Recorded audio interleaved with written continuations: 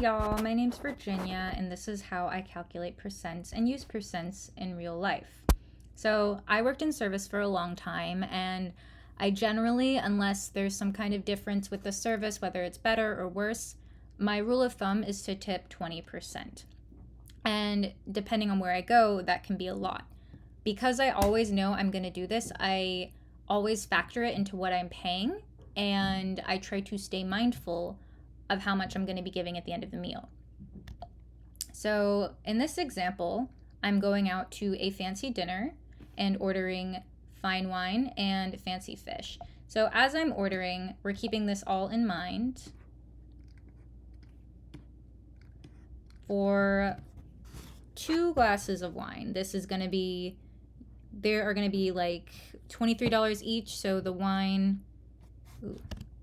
total is, let's say, $46 between the two of them.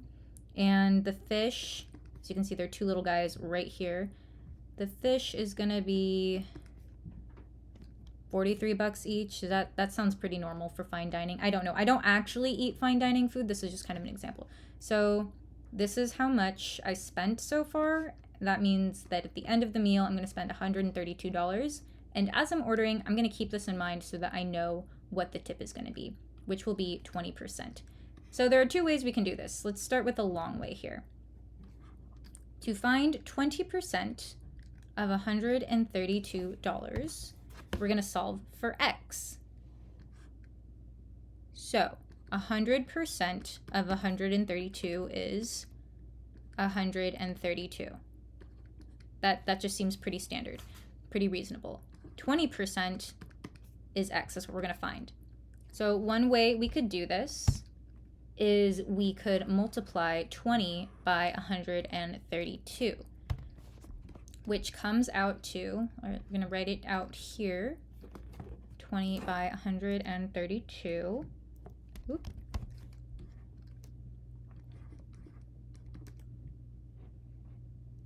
$132 equals 2,640. That's a big number. And then in order to get that, we're going to divide it by, yes, we're going to divide it by 100. So we can find what the remaining x is. So would it be, okay, yeah, 2,640 divided by 100 is, look at that, $26.40. So that's how much I'm going to be adding on to the end of my bill. At this point in my life, I'm very rich. This is not my situation, so I will not be looking at the bill like this at the end of it. And I can afford that. To me, that seems reasonable. $26.40 for a fancy meal, not too bad. Okay, so we can get rid of this. Actually, let's zoom out a little bit, make it easier on us. The easier way of doing this takes a lot less work. It's like one step.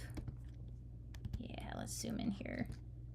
We can do $132 times 0.2, because that's, 0.2% is 20%, or 0.2 is 0.2 is 20% of 100. So 132 times 0.2%, or 132 times 0.2 comes out to, surprise, it's the same, $26.40.